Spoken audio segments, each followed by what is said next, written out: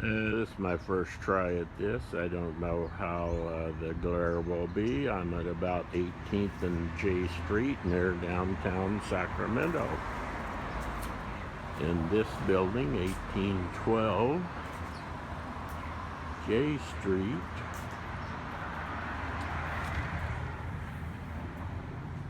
is where Stereo repair guy is. Stereo Advisor.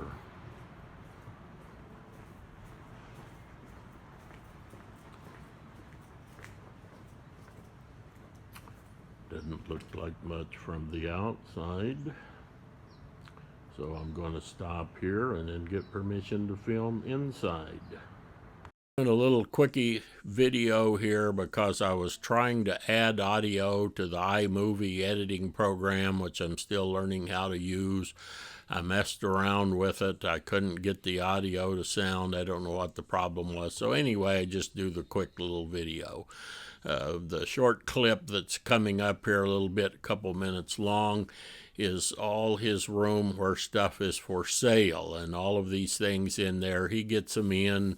I don't know if he goes to garage sales or Craigslist or whatever, but he gets the equipment and he goes through it, reconditions it, makes sure it's in good working condition. In the case of the speakers, if they need to be refoamed, he refoams them.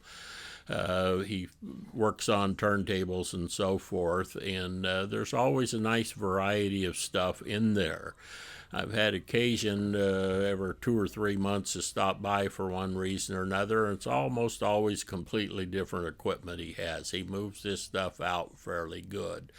You see quite a bit of Marantz 2220s, 30s, that kind of thing in the video today. It's unusual he has that many. They move pretty fast. But one of the good things is that some of the old equipment has things that are starting to fail that's hard to get replacement parts for him. I was talking about a couple units I had was interested in, and he was letting me know that those were going to be getting harder and harder to keep fixed in the future. One of the good things with Marantz seem to be very popular in the vintage community, but pretty much it's easy to fix, to replace everything that's in those, and they're popular enough that there's probably even a few new parts that have been made for them. So I showed a couple of things where there's tape recorders there, and because I know some of you guys were interested in that, but I wanted to make the point is if you're going to get into vintage equipment, it's important that you have somebody like this in your corner so that you know you can get it repaired in your community without $100 shipping fee each way. And even a person like this, I just recently picked up a 2275 from him. It's like brand spanking new. He went through it, and it was the cleanest one you would ever see anyway. He guarantees them, so you know in the next few years, if you have any problem, you take it back. He's going to take care of it. And that's a big benefit if you get into this. So I hope you enjoy this video, even as poor quality as it is. The units are very nice. Actually, the only thing the price is low because it's cover. It's not the original. Okay. Yes, but the unit is a very nice quality. Okay. I have this one. How about this one? This is the one that the tray comes out. Oh. Mm-hmm. Yeah. That one's 220. Awesome.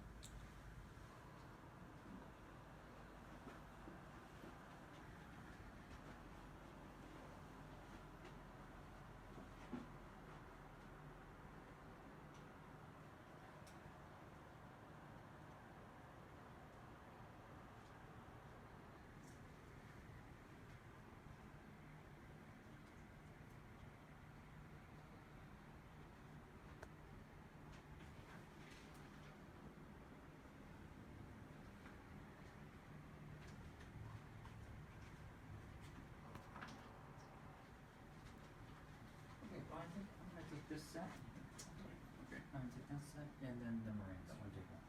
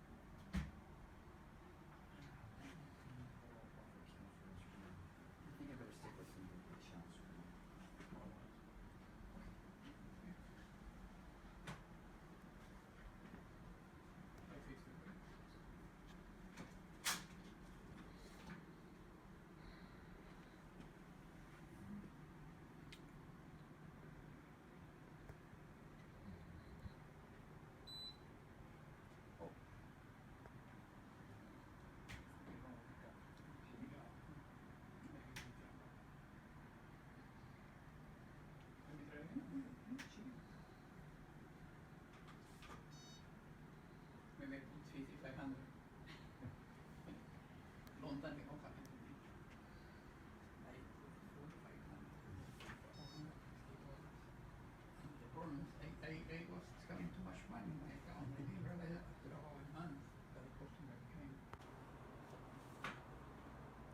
This pile is equipment waiting repair.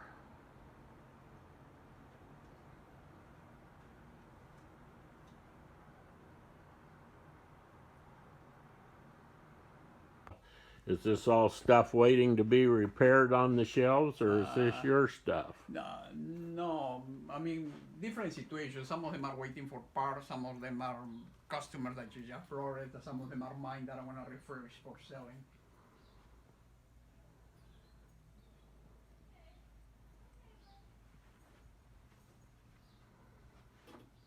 There's a whole stack of turntables. Yeah.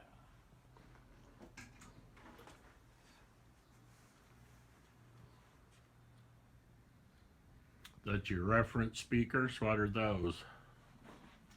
Those are ADC. I'm sorry, ADS. Sorry.